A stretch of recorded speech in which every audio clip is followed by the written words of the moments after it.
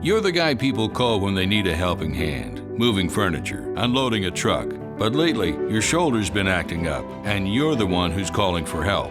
And that's the moment you realize you can no longer shoulder the load. The Joint and Spine Center is Cincinnati's leading destination for orthopedic care with a range of surgical and non-surgical treatments. So when a moment has the power to change the rest of your life, go to the one place with the power to change it for the better, the Christ Hospital Health Network. This changes everything. The Pound This Podcast is brought to you by the Christ Hospital Health Network. This is the Pound This Podcast, episode 732, The Importance of Breathwork with Josh Garrett. I want to lose weight, but I don't know how to get started. What should I meal prep every week? How do I get those sweet booty gains? Inspiration for your healthy lifestyle. The Pound This Podcast with Amanda Valentine.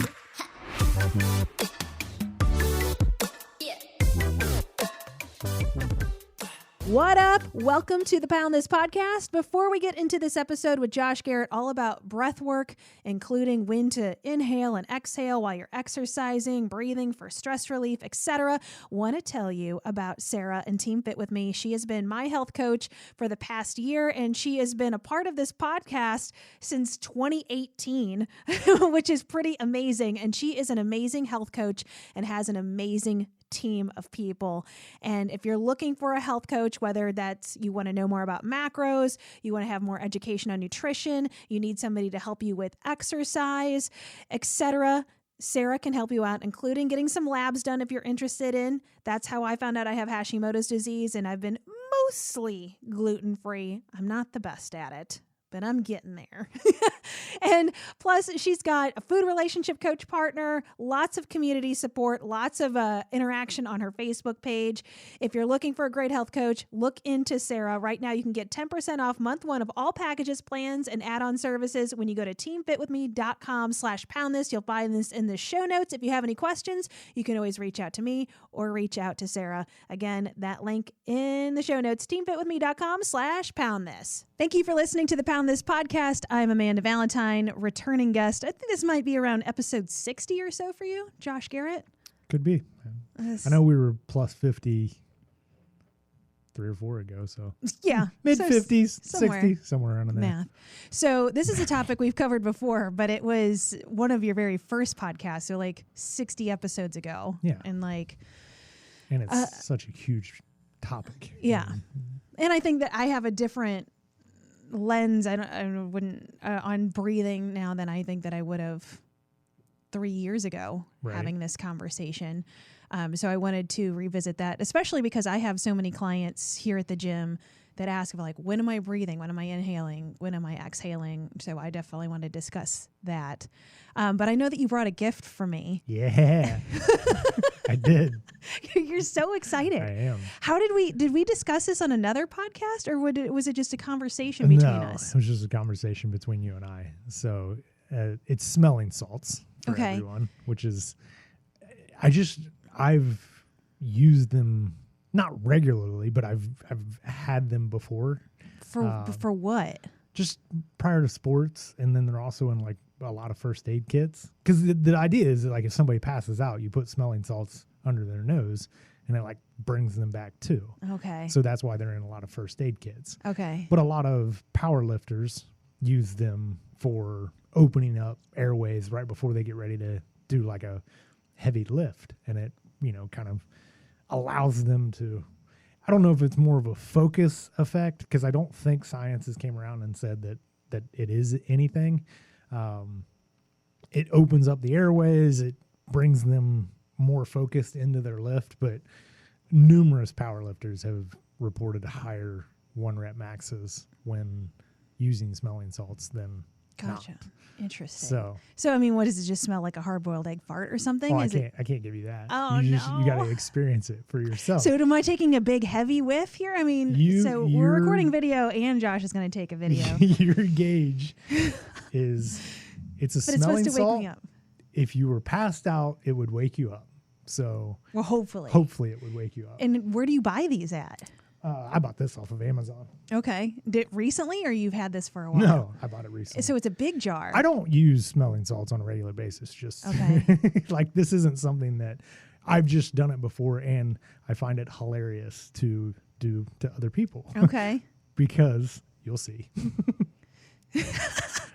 I'm excited. So does our, what is this, got like Slimer on the side? So this is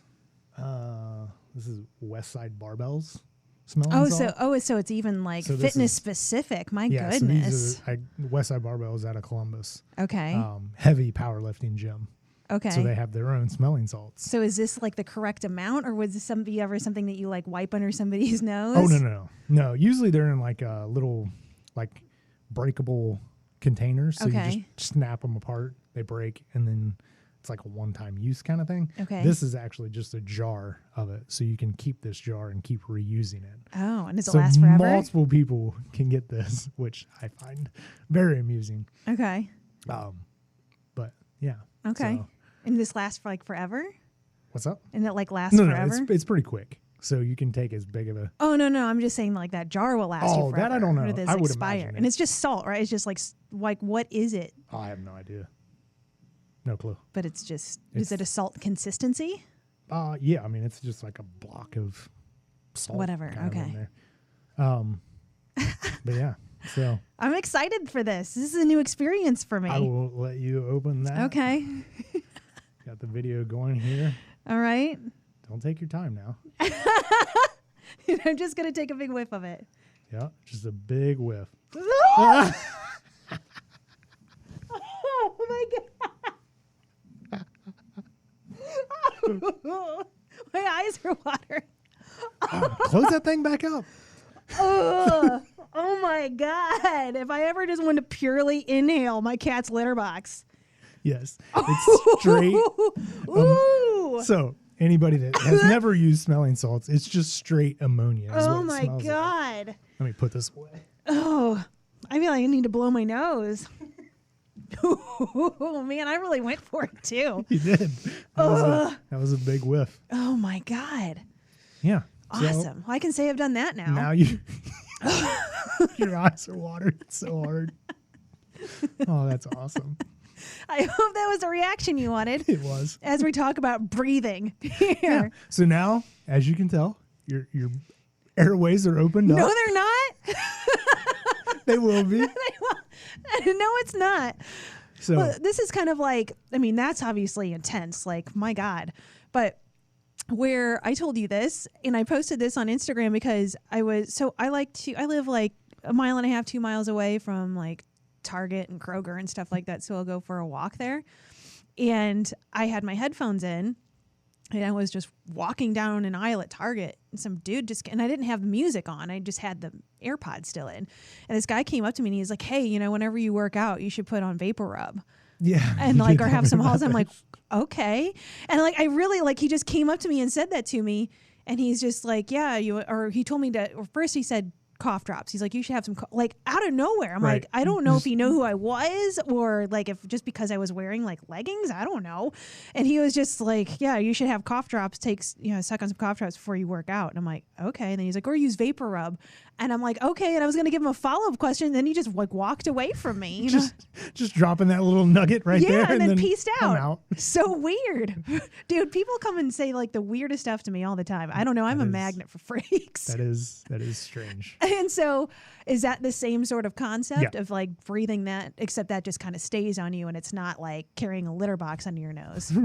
Right. Like the menthol would act as the same kind of decongestant, opening up the lungs. It makes you take a deep breath is the idea behind it. Is like it's going to activate the central nervous system so that then it like irritates the lungs and it makes you take that deep inhalation. And if you are someone that is like fainted, the idea behind it is that it makes you take that deep breath. The oxygen then sends it up to the brain, creating more blood flow, and then it hopefully wakes you up is the idea behind it in the Gotcha. first aid kit. I mean, I get it for that. To do that to lift seems Aggressive. And that's why very aggressive. That's why you would only use like if you were powerlifting or you're already an intense insane. program. Yeah, like your regular average people aren't going to use it other than for entertainment value. Yeah, I mean, would regular average people do the cough drop Vapor Rub thing? Because that seems like intense too, and that Yeah. seems so uncomfortable. I don't like that. I don't No. mean, I don't mind cough drops, but like Vapor Rub, I've never liked. It makes me feel like it almost makes me feel like I can't breathe. Does that make sense? It makes me feel like, like I'm, I don't like that feeling. I don't know. I would, maybe if you have like exercise-induced asthma, obviously check with your doctor before that. But that to me seems, I get the idea behind it, but I don't know that you would need to do that. I mean, exercising in and of itself is going to help you create more blood flow, create more oxygen uptake. Yeah. Like it's going to do all of the things that the idea behind the cough drop or the vapor rub would do. So yeah, I wouldn't mess with that. But. Gotcha. So, well, I mean, that was good timing to bring that in on our breathing episode. Right? Good job, Josh. It's perfect. Perfect segue right into breathing. So, I mean, other than that, I mean, I know that your interest in breathing kind of really began with your back injury, correct? Yeah. So walk us through that. So, this is probably 6 years ago. I went down to a conference in North Carolina. We did one of those breakout sessions, and it was just doing crocodile breathing, which is where you just lay on the floor. You got your hands, like your forehead is in your hands, and you're just breathing in through your nose, and you use the floor as feedback to help fill the belly up, right? So we do that. We do 20 breaths, and then we were checking our movement pattern that was dysfunctional, and it cleaned up my movement pattern. Not fully, but it helped it, right? Noticeably different to where I was confused. So I went up to the guy who was presenting, and I'm like, you got to explain to me, like, why did this work? How did this work? And he's like, oh, you have a breathing pattern disorder.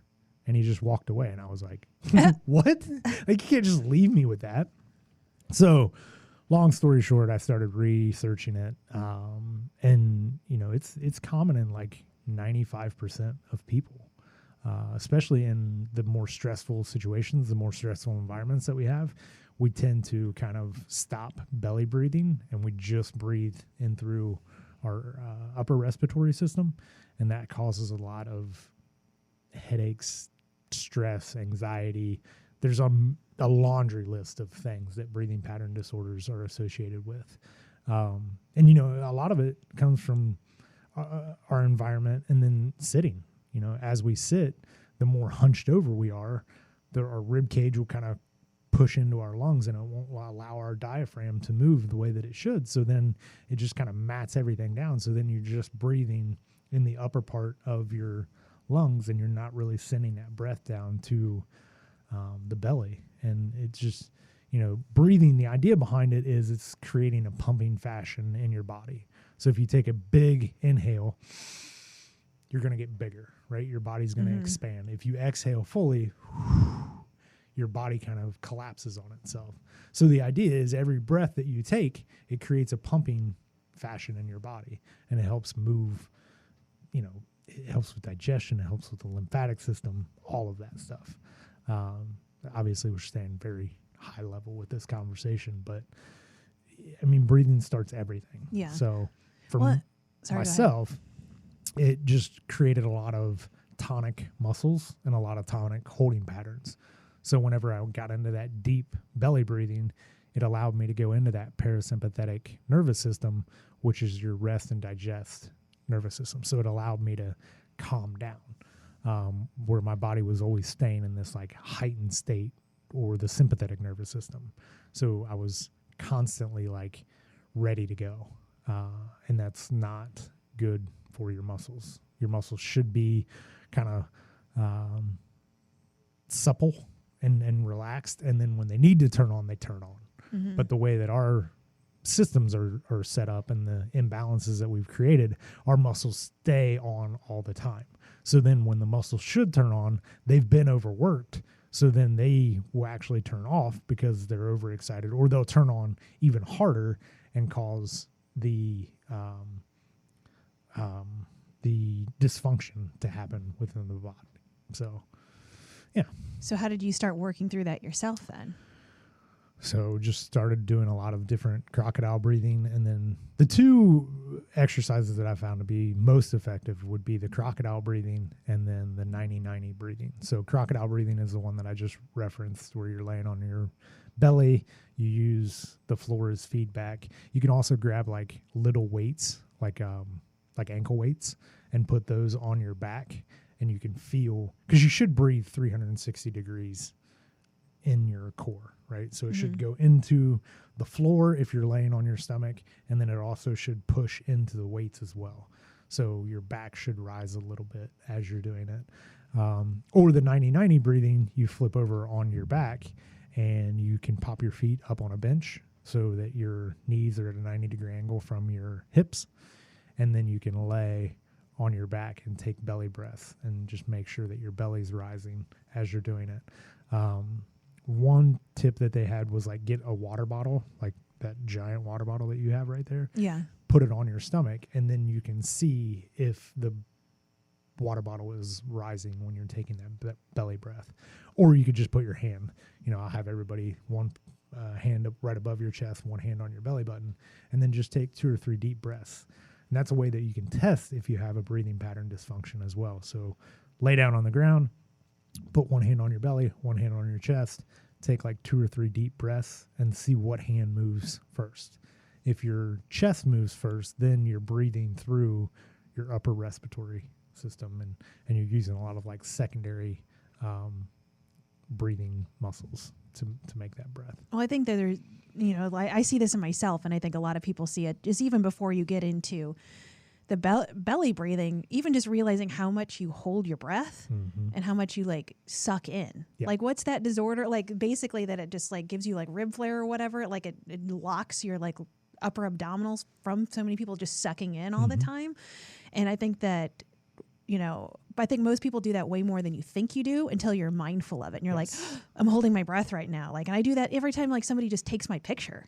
I hold my breath, or I find myself like holding my breath in traffic, or just any times of like stress or whatever. I'm like, and like locked up, but I only realize it like just kind of like when you think about like untense your jaw, and you don't realize how tense your jaw or your shoulders are until you like actually think like let it go, and then you're like, oh God, man, that was intense. And that feels like that what you just go through life doing until you think about it. And I think that the breath work, minus outside of fitness and exercise, it's just something you're like, well, whatever, I got 8,000 other things to worry about. I'm not worried about how I'm breathing. Yeah. But then I think once you can recognize that you do those things in yourself, and then you can kind of unwind it and try and retrain yourself to breathe. Easier said than done. Can undo a lot of damage.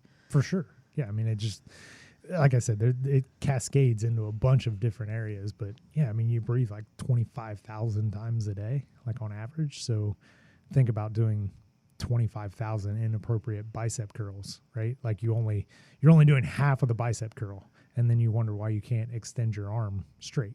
Yeah. Well, because you tighten the bicep up so much that the elbow won't extend anymore. Same thing with your diaphragm. If you're constantly breathing up into your chest, then your diaphragm never pushes down, so then it gets locked up, and it just creates a whole. And then the diaphragm and the pelvic floor work in concert with each other. So if the diaphragm's locked up, then the pelvic floor is probably going to have some problems with it, which then goes into the transverse abdominal and the core dysfunction. And then it's a laundry list of issues that you're trying to like work through. And, you got a screwed up ankle, and you're like, why are we working on breathing? Yeah. It's like, well, that's where it starts. And then it kind of dissipates from the body, from the core. So it all starts in the core and then works its way out. What's so interesting, though, is that breathing exercises are so incredibly easy, but so incredibly hard at the same time. Yeah. Because, like, mentally, they suck. It's just so boring.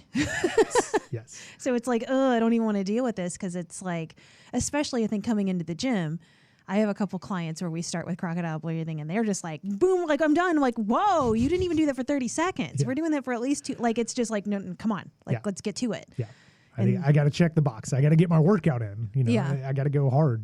But I just speak from experience, and it's amazing the difference that it has allowed me, to feel in my body is when I'm not doing the crocodile breathing and I'm not focused on it. And, we're all humans. We screw up all the time, right? And I'll go weeks at a time where I haven't done it. And then all of a sudden, I'm standing and my back starts to flare up a little bit. And I'm like, go back through. I haven't been as diligent on doing the breathing before my workouts, So then it's like, all right, well, go back to it. And it starts cleaning things up. So, well, and I'm not as good with that at all. So, I mean, I mean, we all struggle with it because it's not fun, right? But it's like, think about it. If you're coming, let's say you're getting ready to go into the gym and you're in an already stressed situation. The gym is quote unquote a good stress, but it's still a stress on your body, and your body doesn't know the difference between good stress and bad stress. It just knows stress. So you've been stressed for whatever, 6 hours, 8 hours, 10 hours at work, kids, family life. You got a bunch of stuff going on. Well, now you're coming to the gym and you're ready to just go ham in the gym, and you're putting more stress on your body. So all you're doing is keep compounding stress, and your body is like, I'm overloaded with this. Whereas if you come in right before your workout, you do the crocodile breathing or the 90-90 breathing, you let yourself get into a parasympathetic mode and you kind of woo-saw the body a little bit. Now the body's ready to take on new information. Now you go through your training and you're doing your movement, whatever those movements may be, your body's actually able to absorb that new information because it's not in this level of go, right? Yeah. You've calmed it down. You've said, okay, we're transitioning here. Right? We're resetting the body. And that's what I try to, myself included, is just use this as time as this little sliver right here is going to be the transitional time. This 2 minutes is going to be, all right, body, leave all that stuff out here. And now it's time to go get a workout in. And it's time to give my body new information. That's kind of the little mind trick that I do that helps me just kind of get into that mental space. But agreed, it's not fun. Yeah. It's not enjoyable. It's just, it's part of it. Yeah. I will say, I don't think I told you this. I mentioned this to a podcast guest a couple weeks ago, of using straw breathing to like pull me out of my freaking out moment where I was digging around in my bag to find my keys and I like couldn't find them. I'm starting to get pissed. And so I'm like, stop. And I just did 5 like big deep breaths in. Yeah. And I did that 5 times, reached back in and just pulled my keys right out. And I was like, oh shit. Yeah. Like that worked. And I'm like, of just like clear your head, of just like, and I've talked to so many people in person and on this podcast about the, importance of like that kind of breathing, of like take yourself out of a stressful moment, of like stop, pause, breathe. And it's like, I know that information, but I don't use it. Yeah. And so now I'm trying to implement that more when I kind of just feel like that overwhelmed. I'm in traffic, that kind of like, ugh, sort of thing of like, okay, just breathe through it. And that was just like this perfect example of like, I can't find my keys. My keys aren't in my bag. They're obviously not here. I'm getting freaked out of just stop, breathe for 5 seconds. And they just appeared. Yeah. Like, it's crazy. Like it does. And again, it's one of those things. It's so easy. And you can do that anytime and you have that knowledge in your head, but it's actually just implementing it. And it's like, it's so weird how the brain works, where it just becomes so hard because it's a new habit, where it's just for some reason just easier to stay angry and frustrated and overwhelmed than to pause and breathe through it and reevaluate it, where you just kind of stay in that like chaotic state. And it's just weird how we just behave that way. And we think about, like, I don't have time to breathe for 2 minutes. It's like, how long you scrolling on social media? I guarantee you got 2 minutes, but if our brains are just programmed that way of just, we go. I don't have time to stop. I don't have time to whoosah. Yeah. And then once you do, you're like, oh, okay, this isn't so bad. I got this. Yeah. It's just a practice. Yeah. Like anything else. It's like a meditation kind of thing. I mean, that's meditation, breathing. It's all those same. I mean, there's several books on breath work if you wanted to dive deep into this. I mean, there's a laundry list of people out there that have specialized in breathing and breath work and meditation. And, yoga, it comes from yoga. Yeah. Like the yogis, right? They've been saying this for like 5,000 years, and finally science is catching up to it. And they're like, actually, breathing is really important. The yogis are like, yeah, no shit. Yeah, right? They said it just like that. Exactly. So like when it comes to like actual exercise though, like whenever you're doing like a row or a push up, or you're doing like that, then when is the correct time to breathe? Because this is a conversation I had with Nick, one of the other trainers here at Cincy 360, of how there's different schools of thought of when you're doing your exhale and and inhale, how there's like a yoga school of thought of when you're doing that. But then there's other ones of like when the body's open or body's closed, or like from what I had been taught in the past of like when you're doing like the work is whenever you're doing an exhale is what I've been taught. And in general, that's a good rule of thumb. Like that's going to be correct in 85% of your lifts. Okay. The one that's screwy is your back. Okay. Because of how the hand positioning is. So it always boils down to if your body's going into extension, like if you're getting bigger, you're inhaling. If you're getting smaller, you're exhaling. Okay. The shoulder is a weird joint because if your hands are like over top of a bar and you complete the movement, you're opening up the body, right? So if you're doing a lat pull down, you're on the lat pull down, you're pulling down, your chest is opening up, so you're getting bigger. Gotcha. So you should be inhaling there.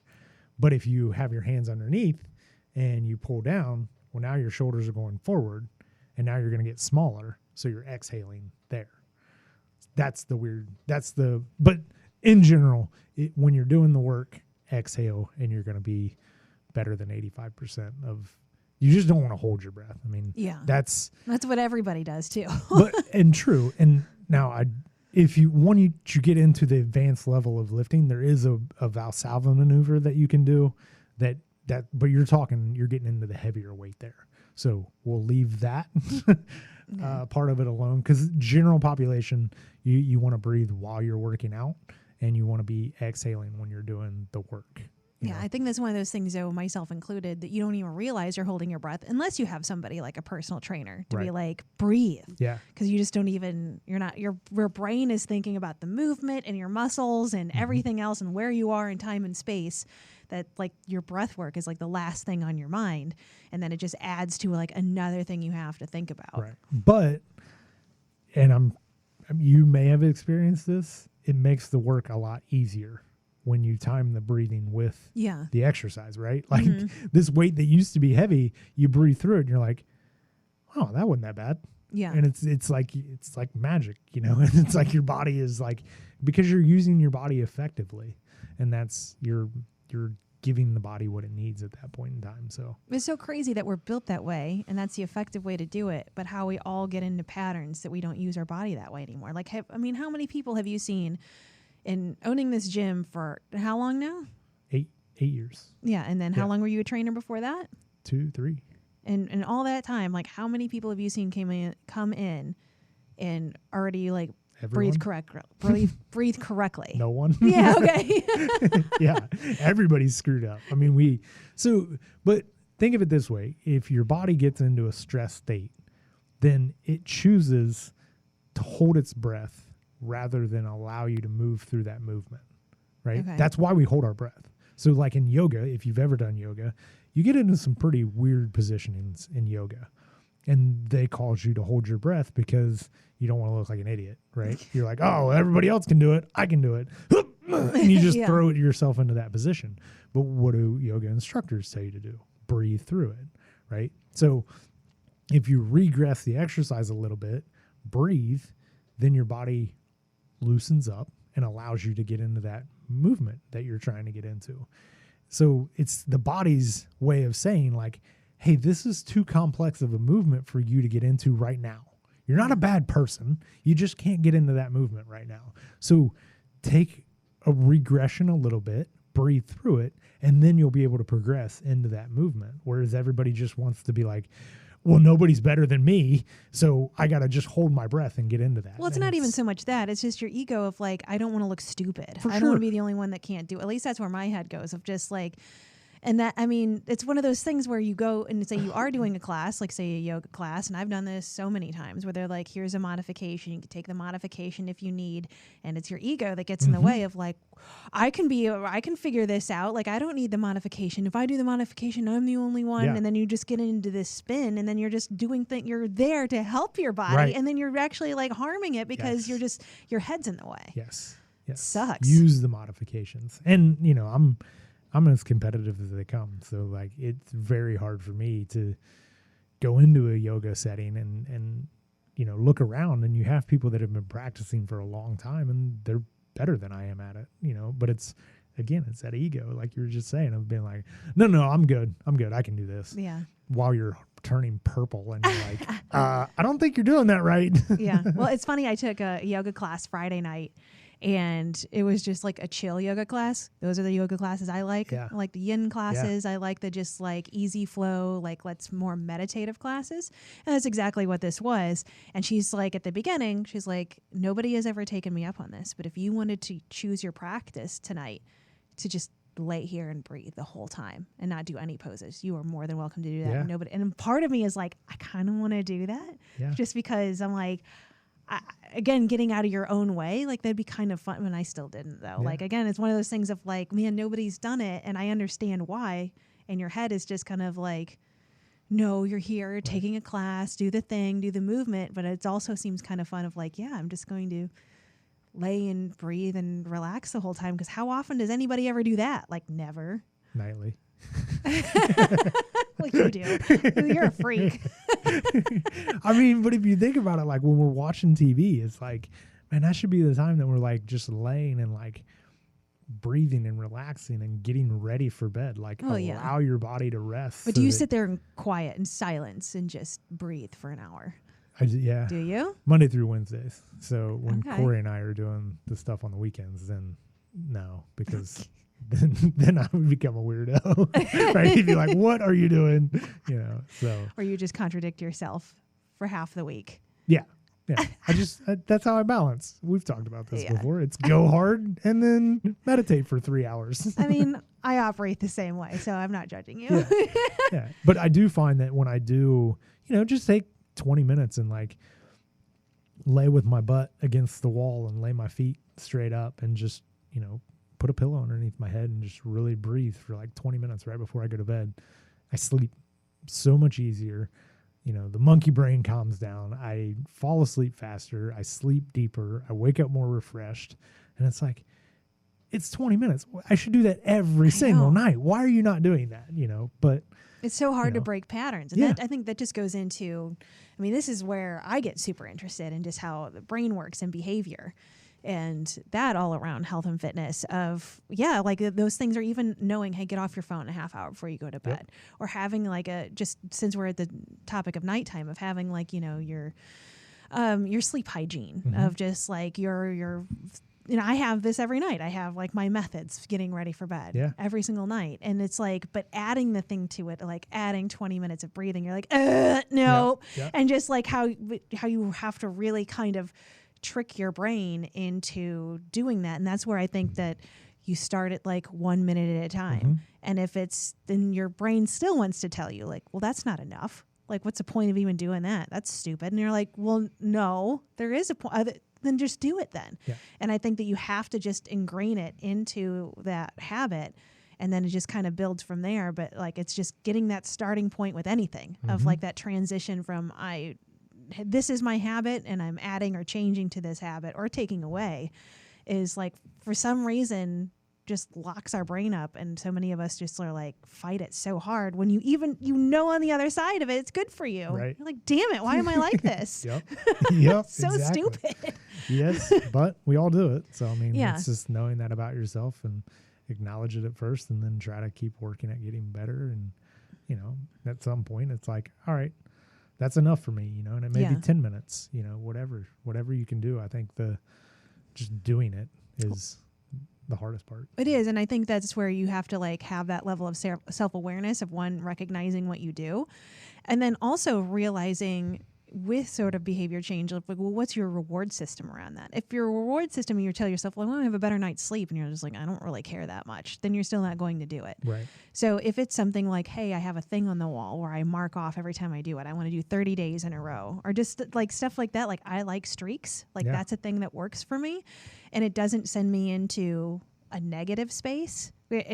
It keeps me motivated of like, okay, I'm going to breathe and do nothing else for 1 minute a night. And I'm going to commit to doing that for 30 days and have like, whether you check it off in an app or you write it on a piece of paper or whatever it does for you. If that's a method that works for you, those are the things that work for me that I've realized of like, I like checking that box. I like seeing like a visual representation of the progress. And so then it can go from there. Like, I did it. Like, and I think, and I've mentioned this so much like recently on the podcast, I just love the idea of confidence is built from keeping promises to yourself. Yeah. So if you tell yourself, I'm going to breathe for 1 minute a night, whether it's like 2 weeks or 30 days or whatever, and you do it and you're like, oh my God, I kept that promise to myself. What else can I do? Then I think it goes into, well, let me try for 2 minutes a night until you work yourself up to 20 minutes, if that's something that your brain gels with. And I think it's also, if that's not, well, okay, the things that I've accomplished in my life, what are the things that made me get there? Like, how does my brain put these puzzle pieces together in order to get me to do it, and then use that method on the next thing you want to do and the next habit you want to do. But that stuff is hard because it forces you to sit down and take a hard look at yourself and your behaviors. And it's especially hard when you don't like those behaviors, when it turns into like, why do I binge eat every night? Right. Like, that's not a fun conversation to have with yourself. No, no, it is probably not. But it makes life easier at the other side of it. I mean, it's hard while you're going through it, but once you go through it, you're like, oh no, not going back there. I know what's back there. Right. I'm going to keep going this way. Well, it's like one of those things, we've discussed this too, and it might even been on the last podcast you were on, where we talking about getting healthier and everything that means of, getting healthier physically. Like, a lot of people don't even realize, like, you hear it'll give you more energy, but you don't realize how much more energy it gives you until you actually feel that feeling for yourself. Yeah. And so I think it's one of those things of like, you can hear, oh, breathing is going to do this. It's going to make things open up. It's going to make things easier for you. And you understand that. But until you actually do the work and do it at least somewhat consistently so you can feel that difference, then I think once you feel it, you're like, oh, I understand why this is important now. Like, just like I understand why it's important to stay hydrated or to get a good night's sleep, because I understand the feeling I get from that. So that becomes the driver of, I know that breathing makes me feel this way and helps keep me calmer, and my stress levels, even if it's just like one notch below what it is, like, that's progress. Yep. And so it's just doing the work and actually kind of forcing yourself into the habit so you can feel the feeling. Yeah. I mean, I would challenge everyone that's listening, just do crocodile breathing for 2 minutes. Just set a timer, 2 minutes, hop down on the ground. You don't have to do it perfect. If it starts to hurt your back, if you're laying on the ground, you can take pillows and put underneath of your hips, but just do it for 2 minutes. You will feel your body, at some point, it'll just kind of let go. And you're not even focused on it. It just happens. And you're like, what the hell is that? And then you wake up and you're like, or get up and you're done with your breathing and you're like, I feel better. Yeah. I don't know why, but I feel better. And it's, for me, it was like, okay, that was weird. Yeah. But it just, you, like you said, you experience it and it's like, oh, I want more of that. I want my shoulders to work properly. Oh, how do you do that? How did breathing help with that? I don't really know all of the science behind it. I don't need to. I just know that if I breathe for 2 minutes beforehand, my shoulders work better. Yeah. Okay, I'm going to do that. Yeah. Yeah. So. Well, and to that same analogy, that's one of the reasons I really love yin yoga, because you're holding those poses for like 5+ minutes. And it's like, whenever you first get into the pose, you're like, God, this sucks. Like, say if you're getting into like pigeon and you're like, oh, this is so tight. Like, oh my God. And it's pain. And then like all of a sudden, before you know it, you just feel your body's like, and you just like melt down, and you're like, well, you're so tense and you're like, there's no way I can get all the way down to the mat or whatever.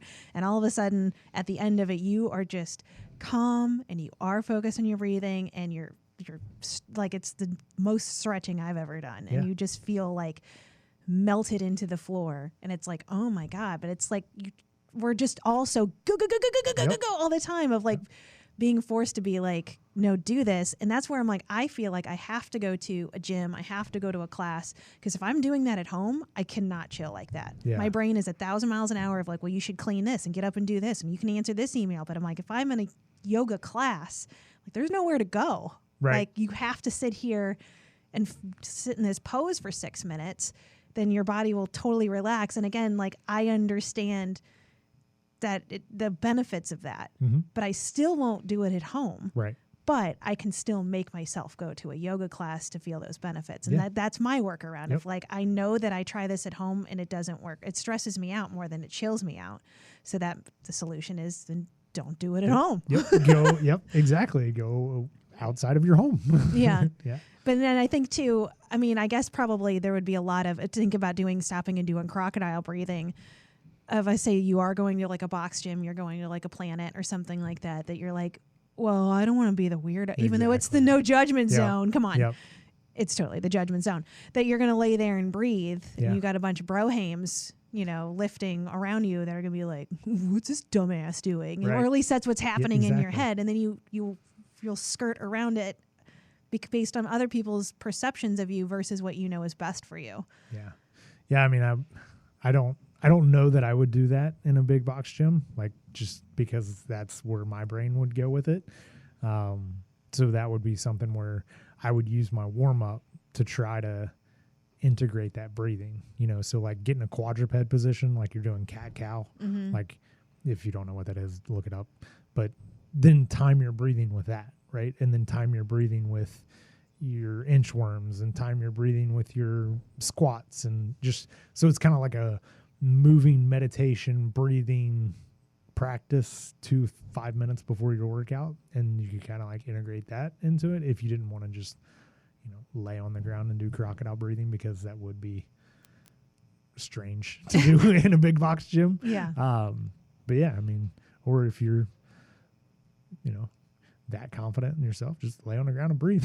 Yeah. I mean, that's the stuff that I'm working through, of just like, whatever. Yeah. Trying to be in that headspace to be like, this is my life. I'm the main character of my own story. If they don't like it, then quit looking at it. Yeah. And it's easier said than done. And I think it's situational, where some situations are easier for me to do that than others. But I feel like I'm in a place now where I could go into Planet Fitness and just do it and like, just whatever. Oh yeah. Like, I went into Crunch, and it was like, this was pre-COVID, but it was like, man, I'm the weird guy in the gym now. You're the breathing guy. Yeah. I'm like, what happened? Because working in a big box gym, you always had people that did unorthodox things, and some are good, some are bad, but not bad. I just didn't know enough about them to say one way or the other, but you would still see people doing them, and you're like, that's strange, because it's not the typical thing. But now I'm over there, doing Turkish get-ups with a kettlebell, and everybody else has got their cell phones out while they're, doing their bench press. So yeah, it's just different. So what would you say are your biggest takeaways with breathing? Because I know you've done seminars about breathing here at the gym. And if, somebody just came up to you and are like, okay, well, what do I need to do, number one? And why do I need to do this? Like, I mean, the first thing would be just test your body and see if you do have like a breathing pattern disorder by just laying on the ground and putting one hand on your chest, one hand on your belly, and just taking 3 deep breaths. You're not trying to do it the right way or do it the wrong way. You're just breathing, and then see how your body reacts. Are you a chest breather, or do you breathe down into your belly?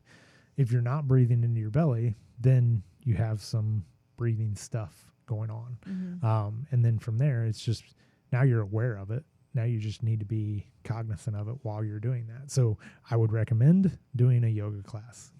Get with a good yoga instructor and understand what breath work is, and why you're breathing and moving at the same time. And then try to incorporate that as much as you can into your workouts, right? Because like when you're in yoga, it's kind of a reverse breathing than when you're lifting weights. That's where it gets a little bit challenging, because weights, on the exertion part of it, you're exhaling. yeah. And usually in yoga, when you're in a sticking point, you're trying to inhale and breathe through it, kind of thing. Not always, but that's in general. So I would say that anytime you're getting bigger, you're inhaling. Anytime you're getting smaller, you're exhaling. Those would be the 2 that I would just kind of start everybody with, of just, think through what your body, how you're moving. So in a squat, when you're exhaling, you're going down into the squat. When you're inhaling, you're coming out of the squat. Exhale, inhale, and just do 20 breathing squats. No weight. There's no weight involved with it. You're just doing the breathing squat, and that'll help retrain your body to learn how to breathe and move in unison with each other. And then you can kind of play around with weight, because then you want to activate your core before you get into the lift, and that's a whole another conversation. Okay. So, Well, before we end this conversation, I have my book. Oh, yeah. I'm going to ask you some deep questions before we go Smelling here. salts and the book. I know. We're going to bookend this podcast with some... Oh, I have my jackets on.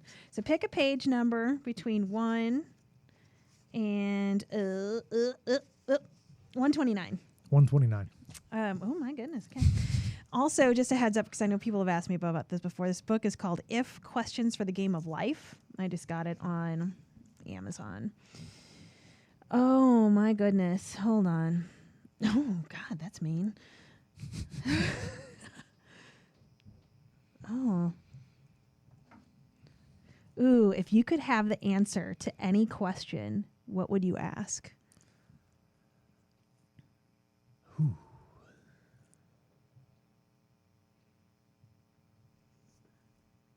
Can I repeatedly ask the question? What do you mean? Because I think it would be like, I don't want to know the path, but am I on the right path?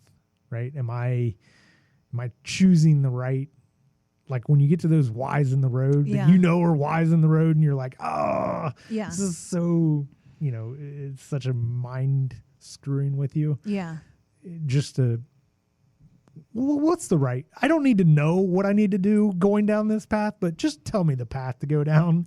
Yeah, but I mean, I know that's the fun part of it. It's not the fun part of it, but then, I mean, wouldn't be, I mean, I understand because in similar sort of tug of war why situations, and it's like, or and have been of like, do I leave my 20-year radio career and go into health and fitness full time, stuff like that, where it's like, which one do I choose? And I mean, wouldn't you say that if you really sit down and like ask yourself and meditate on it and really think of the answer, I'm like, then whatever you choose is the correct answer, right? And then isn't that the correct path of just like the one that you just start walking down? And I know it's so scary to be like, is this the right thing? Am I going to regret this? Like, oh my God. But it's like, but that's a choice you made, so you make it right. You know what I mean? Yeah. Yeah, no, I mean, I agree with you. It just would sometimes having a little bit of extra insight would be like, oh, okay, cool. Yeah. I mean, mine would be similar. I guess mine would be along the same vein of that. What, just obviously pulling this out of my butt without having more time to think about it would just be like, what's my purpose? Yes. Yep. And be like, am I fulfilling my purpose? Yeah. But then again, it could be the same sort of thing of like, well, don't I get to dictate what my purpose is? And does your purpose change? Like, I feel like my purpose has changed in life. For sure. Yeah. I mean, I think that, it's just, maybe that's the blessing and the curse of life. You get to go through all of those challenging questions, and you get to change the answer, and then you become the different person that answer gave you prior to the other answer, and all of that fun stuff. Well, it's great timing. Well, it's so much like and again, like one of those things of like where your brain knows the breathing is good for you, but you still fight it. Yeah. Of like, in hindsight, like even the most terrible situations are going to work out in your favor somehow.